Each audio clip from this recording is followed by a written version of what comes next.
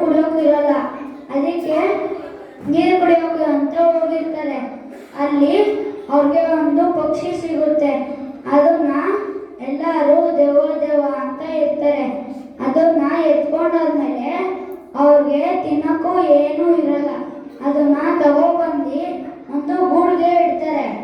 ಅವರು ಏನಾದರೂ ಊಟ ಹಾಕಿದ್ರೆ ಅದು ಎಲ್ಲ ಬೆಳ್ಳಿ ಆಗುತ್ತಂತೆ. ಅದು ಇನ್ನೊಂದ್ಸಲಿ ಹಾಕಿದ್ರೆ ಅದು ಇನ್ನ ಜಾಸ್ತಿ ಆಗುತ್ತೆ.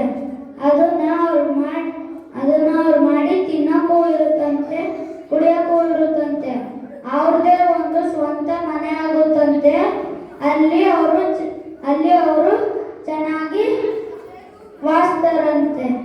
ಆಮೇಲೆ ಅವ್ರಿಗೆ ಊಟ ಮಾಡೋಕ್ಕೂ ಇರುತ್ತೆ, ಅವರು ಕೆಲಸ ಮಾಡೋಕ್ಕೂ ಆಗುತ್ತೆ. Thank you.